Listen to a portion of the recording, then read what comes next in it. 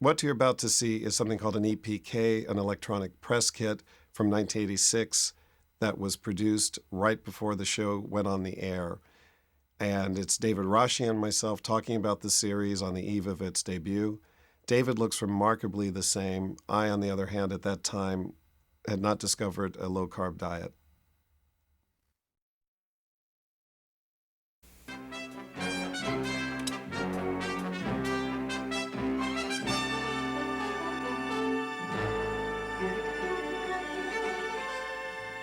Trust me, I know what I'm doing.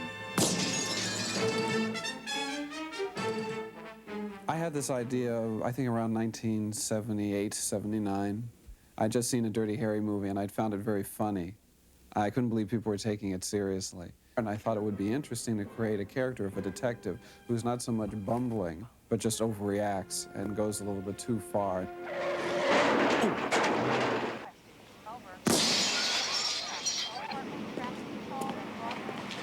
We got vermin on the roof, but I got an idea.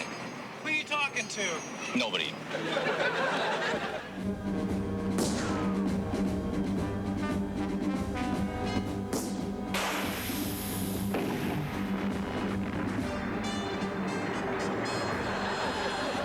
I think I got him. It was originally developed, I don't know how interesting this is, but it was originally developed for HBO, who bought it, and you know, ABC read it and took it from them, and here we are on the network. I never in my wildest dreams thought this project would become a sitcom, but it was always a secret goal of mine to create a satirical anti-hero in a show like this, which maybe harkens back to the 60s when they did Get Smart, which was my favorite TV show.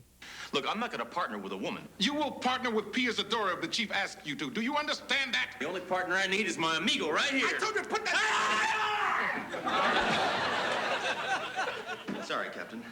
That was reflex. Reflex. That man makes Rambo look like Pee Wee Herman. I first saw David in a play, Geniuses, and I don't remember exactly the year that he did that, but you'll find that out. But I first saw him in that and followed his career, because I always thought there was something amazingly special and different about this man, because he's very good looking, yet he is wildly funny and can be loony. And it's a very, very difficult combination to find somebody like this. He can be a leading man, yet can be insane, zany, and crazy. I knew that he was going to be SledgeHammer, that he absolutely was the only person who could play this role and bring to it what he brings to it, which is a lightness, a twinkle in his eye. Yet he also brings to it a conviction where you believe he is real, that he really is this way. And I think David Rashie is the only actor on earth, or probably who will ever live, that can make you believe he's talking to his gun.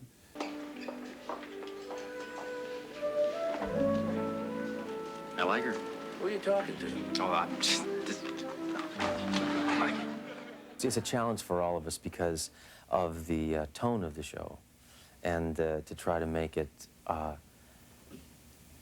you know, to keep the bite to it without, you know, making the wrong things funny. I mean, obviously, what we're not doing is talking about glorifying violence, just the opposite. But then you run the risk sometimes of doing what you don't want to do. You know, so it's sort of a thin line between being so mean that it's funny without being so mean that it isn't funny. Hammer, what are you doing? I'm gonna teach this little genetic mistake a lesson. We're in front of City Hall. You want to be taken in for police brutality? What a... All right. All right, look, I'm running out of time. Just finish yourself off.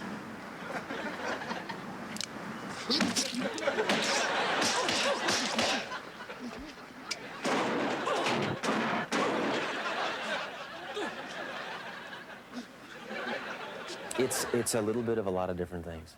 It's it's funny and it makes a point, and it's satirical, and there's parody elements of things that you've seen in other places, if not specific things, general things. I don't know. It's a creature really unto its own.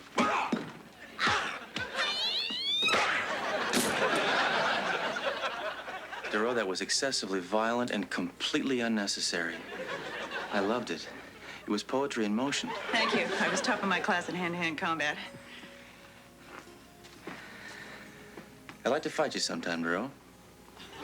You're on. I think we're poking fun at these current heroes or icons of the Rambo and Cobra, Dirty Harry, that people seem to take so seriously. It would be my hope that we're doing the same thing to this rebel one-man cop genre that Get Smart in the 60s did to the whole genre of spies, which is poke fun at it, and it also makes you re-examine the original, the source, the things that we're making fun of. It would be my hope maybe that an audience could look back at Cobra or Rambo and not take it seriously and see that there's a little something silly going on here.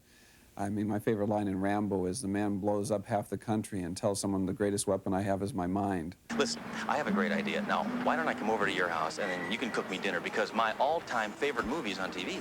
Oh, wait, don't tell me. Dirty Harry. Now, that one didn't work for me. I found it too violent. David Rashie is SledgeHammer.